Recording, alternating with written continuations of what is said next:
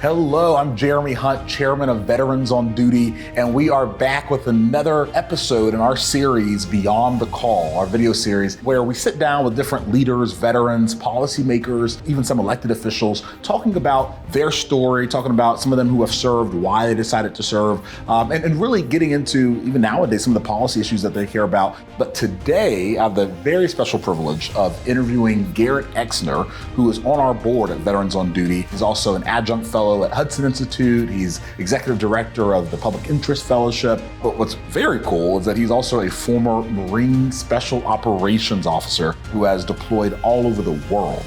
So we're going to talk about that. We're going to dive into his story, some of his deployments. And then he's also going to tell a little bit about his inspiration to serve, how his sister was on the 52nd floor of Tower 2 on 9/11, and what that meant and how that inspired him. Stay tuned and let's dive in.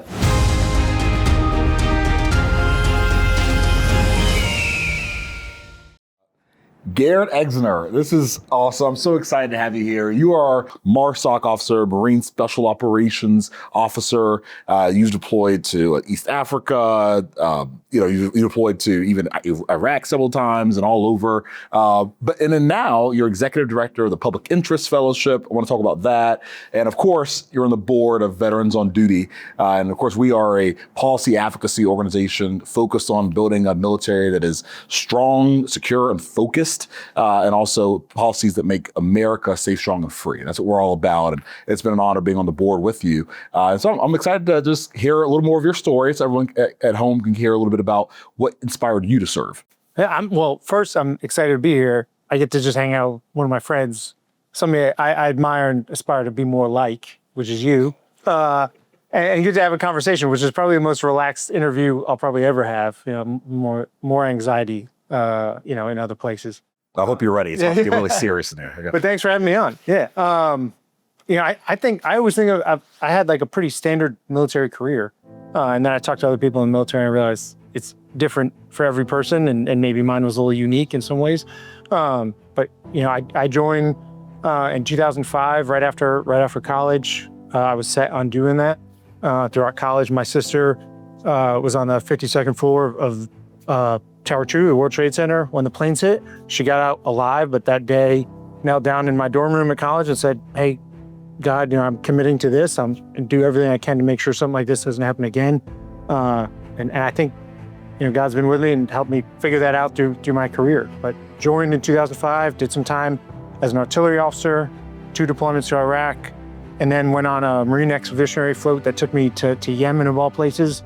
Sanaa, Yemen, and that was my first touch point with SOF, and just said, these guys are way cooler. They're doing cooler things, and I want to be a part of it. So came over to SOF, came over to MARSOC in 2011, went through assessment and selection, and then stayed with them until 2019, until I got out. Wow. And I want to kind of back up a little bit. So when you were in college, had you previously decided you wanted to serve in the military, or was it really that moment, 9/11, with your sister being in the tower that you made that decision? I wanted to be in the military from as far back as I can remember, running around in the woods with a stick for a gun, envisioning myself being in the military. I think that in my mind was always going to be in the Army. I had talked to an Army recruiter. And my mom was pressuring me, just go to college, join the Army afterwards. I had signed up for Army ROTC at that time in college. I wasn't really a big fan of the program that I was in, but then it's my first month of college when September 11th happens. My sister's in there for most of that day. I'm assuming she's dead, watching the buildings collapse. When did you finally hear from her? I think the next day my mom called. She called, she was crying. She had a secretary at the time. She put her secretary on her and she was like, your sister's safe. She got out. She had walked home barefoot, covered in dirt and stuff, and didn't have a phone. Like, her cell phone was in the building. My brother was down in Texas. I was in college in Texas. My brother was there. So we went to a movie that day, just tried to get our mind off of it, try to cope with the idea that, somebody had just killed my sister. And for me, it was the moment I said, I got, whatever I do, I can't just join the Army just to join the Army. I need to join to fight, and I need to be the most forward-leaning unit I can. So when I went to a Marine recruiter, And he sent me away and was like, no, you're not ready to join the Marine Corps, which is like a recruitment shtick, right? It's like a thing that they do. He spotted me. He was like, this guy wants in. I'm going to tell him no, and he'll want in more. That was a moment that was like, I'm done with Army ROTC. I'm joining the Marine Corps because I got to fight, and these guys are going to fight, all because of that one day in September. Wow. And when you joined the Marine Corps, how long was it until you ended up going into the SOF community, and how did that work out? I joined in 2005. In 2011, January 2011, I went through assessment and selection. I think I got off the float with the Marine Expeditionary Unit, 15th MU. I got off that float in December. I had been working with a Special Operations Task Force, and in January, I was at assessment and selection. Like, I'm fully committed to this. I had been working with a group of SEALs who had run that task force, and I asked for advice, and they said, just don't have a backup plan. If you go in without any backup plan, then you won't let yourself fail. And they were exactly right. Just go in, and if I fail at this, like, I don't know what my Marine Corps career looks like if I have a career at that point. So it's full throttle. Let's spin the throttle. Let's go. All right. So I know you can't tell us everything, but at least tell us some of the stories of your deployments, some things that are unclassed that you can share with us. Any experiences that you feel like really shaped your thinking on a lot of the policy issues that we talk about today? Yeah, absolutely. The stories that I think I hold to or think about most are always like time with the boys. The best part about being in the Marine Corps, the best part of being in SOF is the people that you get to work with. The problem with telling a story like that here is that, especially for like a veteran community, people don't want to hear training stories. They want to hear the deployment stories. They want to hear action stories. So I'll try to tell the one that I can keep as unclassed as possible. In about let's say somewhere in the window of 2013 to 2015, on one of the deployments to North Africa, we were going to move some guys from one Arabic-speaking country to another country. But to do that, they needed to get out of their country into the country that bordered theirs. I was going to meet them there. We rented them an apartment in this place in a rural area, which is a little sketch as it was. Me and another Marine went down there, met them, chatted them up, made sure they were good. And then I had to work and coordinate with the embassies of the country we were in, the country we were going to go take them to, and get them visas and take them over there so we could train them. And the idea is we'll bring them back to their country and they'll go kill terrorists and hopefully do good things on behalf of American taxpayers. In the process of scrambling around, super stressed out, my wife at this point is home. We have two little kids. They're super close in age. They're both babies. My wife did not sign up to be a stay-at-home mom. She is a Marine. She's pretty motivated. She's a wonderful lady, more talented than me. She should probably be on the board of VOD instead of me. But she was home taking care of two babies in diapers, struggling. She had left her job left the Marine Corps to do this. And now I'm on deployment. I'm now driving around in this country. Nobody speaks English. The one guy I have, the former SOF officer who's from an Arabic country, is there to help me out. His visa gets denied for this third country. So he's like, hey, I can't go with you. So now I got a little over a dozen dudes that don't speak any English, staying in an apartment, and I'm trying to coordinate with these. I'm meeting with ambassadors to try to get these visas approved and driving back, trying to keep these guys corralled. And my wife calls me in the middle of this, and she puts the phone up. It's like on speakerphone, and my kids are just screaming their heads off in the back of the car. And she was like, you did this to me. You did this to me. I had a career.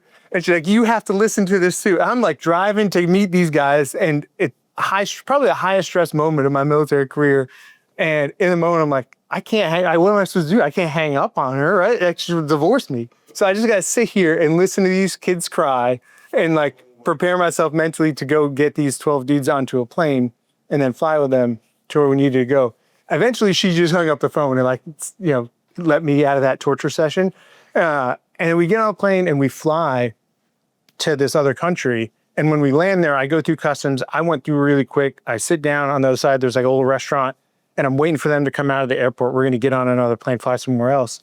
And I'm like, I'm feeling pretty good. We just accomplished this mission. As soon as these guys come through, we're going to start training. It'll be good. And I get to fly back to Europe and like hands off at this point. And I turn them over to a team. I actually had a beer as I was relaxed there. I was like, I get to enjoy a beer. It was like celebration. And then they never came out. Like an hour goes by, hour and a half goes by, they never come out. And I have to start going around the airport I have to use French at this time because the people are speaking Arabic or French, and find a way to get back into customs, which they don't let me back into, and find these gentlemen who are from a whole nother country. And eventually they let me back there, and I realize that they've all been detained. And now they take my passport and they're about to detain me. I'm with another guy named Scott, this wonderful dude. And he looks over at me and he goes, Garrett, we're about to go to SEER school real quick. He could sense that like we're being pulled we're going to get interrogated too. We're going to be pulled in these detention rooms. So before they come back to me after they took my passport away, I grabbed my cell phone and I called the defense attaché in that country. And I'm just like, hey, I think I'm about to get arrested. They arrested the guys that are bringing me here. Can you get a hold of somebody in the police force or the military to like get me out of here? And they came back, they took our phones, and then they separated Scott and I. And I actually saw the guys we were bringing in walk past through like a glass window. And one of them like gives me a thumbs up and like a nod, like, I haven't told them anything. And I'm like, no, just tell them the truth, you know? When they came in, the police officers came in, they're like, who are these guys? That guy says he's a school teacher. This guy says he's a construction worker. It was like the YMCA cast, you know, of jobs is now like being brought into the country with all like weird passports and visas. And I'm like, if you could just tell them I said to tell the truth and we'll be out of this. Finally, the call came through from the embassy, like let us all out of there. We got on our flight later on that night. It was fine. I tell those two stories, and you asked about like how that relates to the policy world now, is that in both those scenarios, sometimes you just have to trust that like it's going to work out. And there's one thing, you know, from SOFT that I try to promote here, particularly at the Public Interest Fellowship or anything I'm doing in DC, is that calm breeds calm. And if I stay calm and I just, you know, get through, whether it's two babies screaming at me on the phone and I got important work I got to do too, sometimes you just got to sit there and you just got to endure what you're going through and know that it's going to come out. You know, my military career started with a prayer. Prayers kind of carried me through most everything I do in life. And in those moments, sometimes you just got to sit there and be like, God's going to get me out of this. I'm going to figure this out. I'm going to go forward. But I can't stress out. I got to stay calm. And I hope I've carried that through. Well, and while you were a Marine Corps Special Operations Officer doing that type of work, how often did you work with SEALs, with the Green Berets? What did that kind of cross-branch coordination look like? Yeah, so a lot, actually, a lot more than I think most people would think. One of my deployments, when we showed up in Africa, the team that was there was a SFODA before us, turned over them. Great bunch of guys, wonderful to work with, did really the best prep work I could have asked for on that mission. A little bit less than a year later, I was in different part of Africa, and this time in Dar es Salaam, Tanzania. We have a split team, 6 to 8 SEALs and 6 to 8 Marine Raiders doing different things, working with police and local forces there. And me and a senior chief SEAL, right, running that mission. So there's a lot of cross-pollination between the elements, particularly as you get further up the ladder in SOF, and you get into more joint stuff. You get a lot of different touch points with different entities. And McRaven had this big thing of like, we're all SOF, but there's many flavors. Like we're all kind of the same thing. We're all ice cream, but there's many flavors of ice cream. I believe that. I think that's not how our mission sets should go, but I think it's generally true. It's all the same type of guys and gals that wanted to serve their nation and be at the pointy end of the spear as far forward as they could be. That's awesome, man. So, getting back to the States and, you finish out your time in the military and you start looking into the policy world. What are those kind of, veterans on duty, we talk a lot about the importance of building up a strong military as a deterrent. And if we have to, the military should be used to deter, fight, and win our nation's wars. And we talk about that a lot and the importance of making sure that our military stays strong. How does that kind of influence a lot of the policy research that you've done in your various positions around since you've been out of the military? I would say it's twofold, right? The first part of it goes back to what I said earlier of being among the best and brightest of our nation in the military is humbling. It's an honor. It's something that I carry with me everywhere I go. The burden of I want to do the best for them. I think VOD gives us both the opportunity to do that, right? To serve them. We want them to have the best military. The young men and women who are 17, 18 years old, 19 years old, joining the military. It's the majority of our military, the young people who believe in what they're doing. The military needs to be protected and fueled to do the right things so that they have the best experience. The experience that you and I had, where we had time in service that we look back on fondly, they should have that, right? They shouldn't look back on their time after they serve and say, why did I do that, right? They should be very proud of it. And the military does need to be protected from some of the bad influences that can come in. That's the first part. The second part is that there's a constantly shifting policy debate in DC over the size of the military, what the military should be involved in. You and I and everyone at VOD, we're proponents of strength, right? We have the world's strongest, best military ever, and we want to keep it that way. That requires investment, requires leadership at home and abroad. The military needs to lead. I think this administration is doing a great job of that, and I think it's reflected in recruitment numbers. That's where they want to serve. In a nation and forward administration that honors military service, that doesn't abandon them in different places. That's really the primary thing that I take with those two things from my time at VOD, and what I hope VOD gets to do going forward. Yeah. And you work a lot with the next generation. You work a lot with the young people who care about these issues at the Public Interest Fellowship. Tell us a little bit about that and how is it, what are some of the concerns that you see, and also what are the things that are heartening for you when you look at the next generation? So TPIF broadly is an organization meant to educate and cultivate the next generation of leaders who believe in the same core principles that we believe in it here at VOD and other places, free markets, individual liberty, strong American foreign policy, the kind of pillars that made this country the greatest nation the world has ever seen. We're trying to, as those people are looking to come work in DC, we're trying to give them opportunities to educate them, connect them to a network of other people who share those same values so that they can do the good work of their country. They can serve the public interest better. We don't ask anything of them other than, hey, just, study the foundational texts, Federalist Papers, things like that before they go do their work. So they know, why is this country so great? And we need to protect how great this country is. The parts that worry me as I look at younger generations is that there's been a lot of negative information pushed their way, whether it's in schools, whether that's in public schools or things like that, or it's at in colleges and universities. Negative information about America. About what we stand for and what this country is built on. This is a country that is built around a concept of freedom, and many people are somehow siding with countries and organizations that do not give a damn about freedom. We have college students right now on campuses that are supporting a terrorist organization, a brutal terrorist organization. How our university system got so bad is beyond me. I don't know how this happened. But I'm glad that organizations like VOD, like TPIF, the one that I run, and a number of others that are here in DC and across the nation are trying to solve some of these problems and just give young people the access to the information to understand why we're so lucky to be in this nation. Yeah, absolutely. Kind of zooming out a little bit, we look at the rise of the Chinese Communist Party, obviously, is a facing threat. We have Russia, obviously, invading Ukraine, Iran, North Korea, all these various threats in different parts of the world. And we know we're in a dangerous time. For you, what do you see as what should be the focus of our military right now as we prepare to hopefully deter war with these aggressors, but if we need to fight and win? I mean, you said it, China up front. China is the main threat. That is the top dog that we need to be worried about, because they want to displace the United States. They want to supplant us as the world's leader, and we can't let it happen. That's number one. There's a growing kind of mix of authoritarian regimes that are all coordinating together.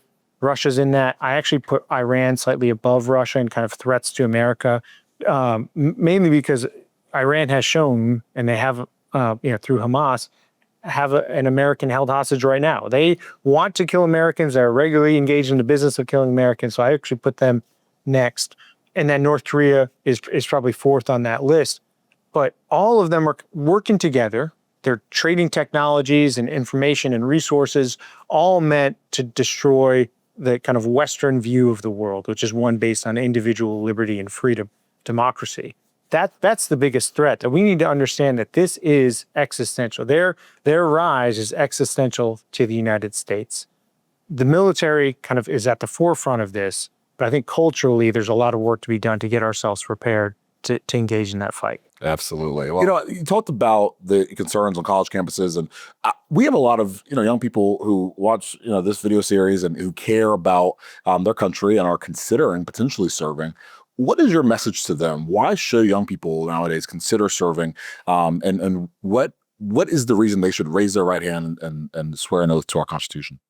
One thing is just a concept of giving back. We've been given this great gift of a country. It didn't come for free, right? Somebody, there a lot of right across the river from Arlington, a lot of people that gave up their lives so that you and I get to live in this free country, that my kids get to grow up in a free country. So there's a part of it that's given back, right? There's a second part of this, which is it's going to make you a better person. Service makes you a better person. It's the best part of life. It's the most rewarding part of life is service, whether that's to your family, your friends, to your nation, right? Is to serve other people. And doing it will make you grow and mature in ways that you probably didn't know that you had in you. That's what I would tell to young people. The person I was when I joined and the person that I, 14 years later when I came out the other end, they're different people. The internal workings are maybe the same, or maybe my core beliefs are the same. My faith grew more than I ever thought it was. I was a believer before. I'm 10 times more coming out the other side of military service.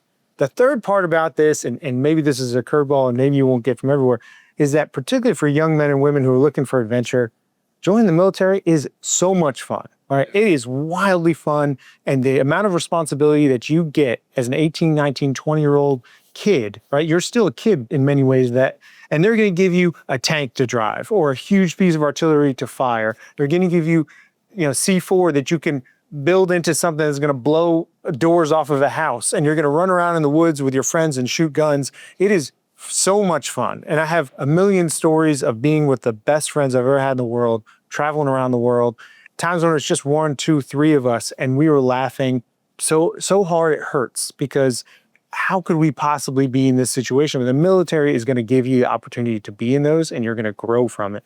And the best part about it is, in all that fun, you're serving your nation. It blows my mind that people don't want to join the military. There's like a hesitancy to do it. It's awesome. And I definitely agree that the adventure component of it, I'm excited that we're starting to see a lot of that, even in the Army ads that are coming now with the new administration. We're seeing that the ads are focused on that and showing people that, hey, it's fun, you're at service. And I think that's why we're seeing some of those recruitment numbers finally start to bounce back. Doing tough things makes you better, right? If you want to be better in your life or whatever, better prepare yourself for a career, to be to run a family, to run a home. The military is the best place to do it. It's going to challenge you and it's going to make you tougher. People knew this for a long time. Some reason in the last 20, 30 years, we've forgotten that the way to get better is to do tough things, progressively harder things, and you will grow through that. The military offers you the opportunity and they're going to pay you to do it. Why not jump on that? So one tradition we have on the show is that we always have a challenge coin. We ask our guests to bring a challenge coin that means something to you, and hopefully have a little story behind it. So I want to see which one you brought today. Yeah, I did bring one. I've never been a big coin guy. So for the beginning of my career, it was not, definitely not chasing coins or anything like that. So I actually brought one from when I got out of the military, because as a young SOF officer, there was a time in about 2011, 2012, 2013, when there was a young guy out there putting out videos named Matt Best, and he partnered with Evan Hafer, and they founded a company called Black Rifle Coffee. And our team, when we were deployed, we would watch dozens of Matt Best videos, and I loved seeing them find success. Right, they're veterans that found success, particularly SOF veterans that found success. Massive success afterwards, kind of being true to who they are, taking care of veterans. They do a ton of philanthropic work.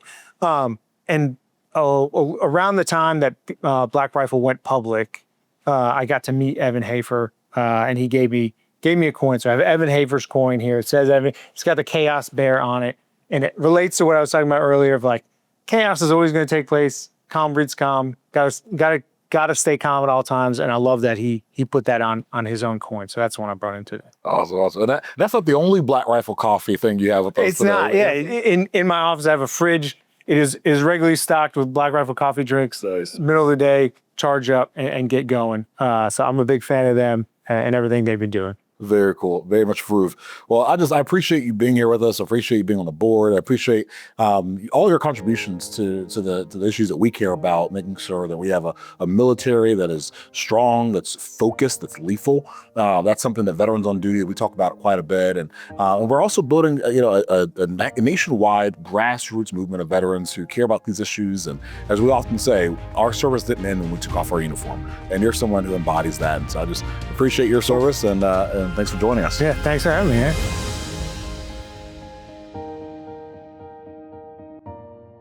Here at Veterans on Duty, we are a policy advocacy organization focused on making sure our military is strong, lethal, and focused. All of that, of course, is about making sure America is safe, strong, and free.